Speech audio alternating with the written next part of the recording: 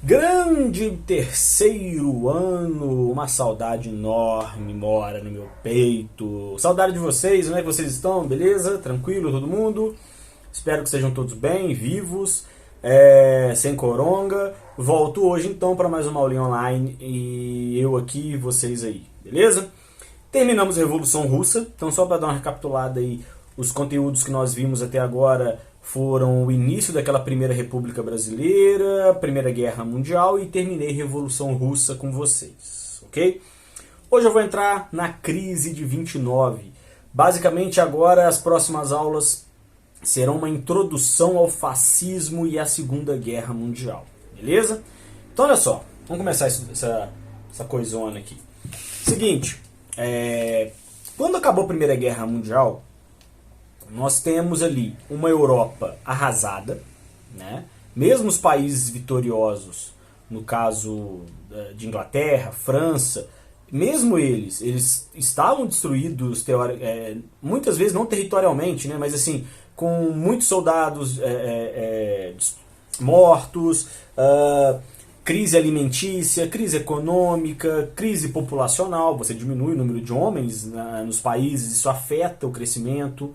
Você tem uma Alemanha que foi humilhada pós Primeira Guerra Mundial com o Tratado de Versalhes, né? Ela perdeu territórios, ela perdeu exército, ela perdeu navios, ela teve que pagar uma indenização gigantesca.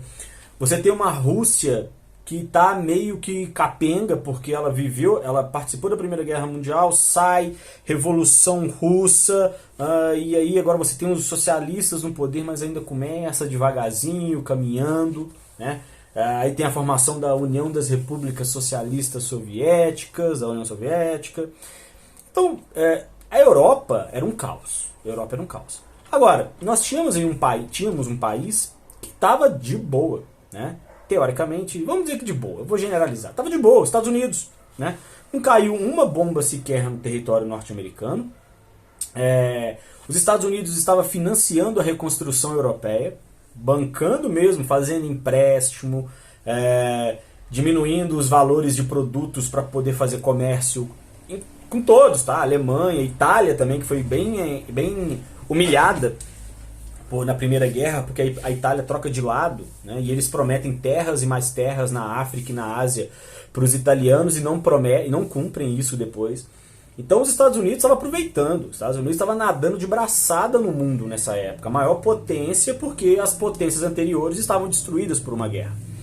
E aí, você tem nesse período norte-americano ali, vamos dizer que de 25 até 1929, você tem um período aí que a gente chama de o American Way of Life, né? Ou Belle Époque, como a gente também conhecido, como é chamada, Bela Época, né? Não, Bela Época é pós-segunda...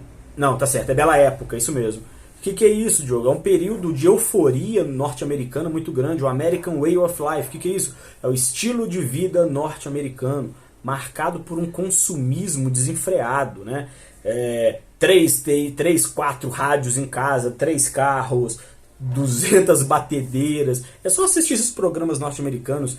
Minha mãe é louca com aquela era, né? Ela parou de assistir aquela Honey Boo Boo, Irmãos à Obra, né? Essas serinzinhas, esses programinhas que passam na família norte-americana e tal. E aí você vê a casa deles, que até hoje, assim, né? Um dos países mais obesos do mundo, com mais obesos do mundo, são os Estados Unidos.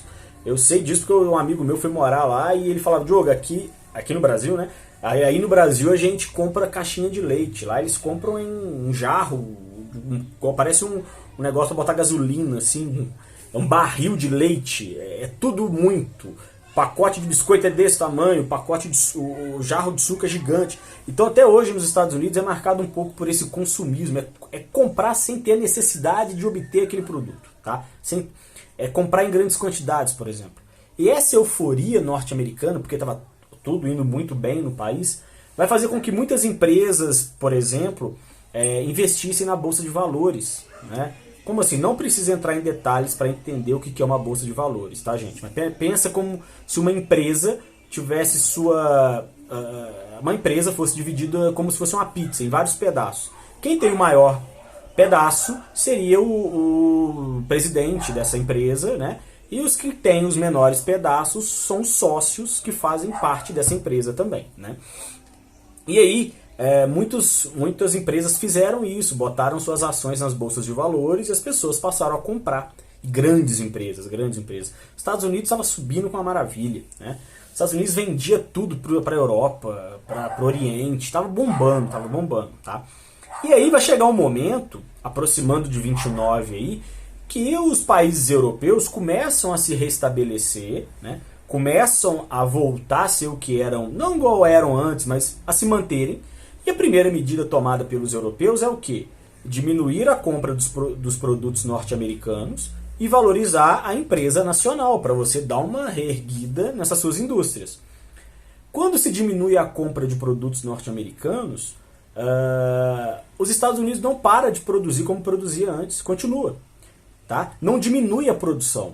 Os Estados Unidos continuam produzindo como se estivesse vendendo normalmente para os europeus, e não estava, eles diminuíram as compras. O que isso vai fazer? Gera estoque.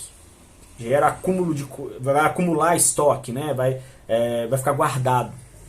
E isso aos poucos vai gerando uma crise, porque você não está vendendo mais como antes, mas continua produzindo.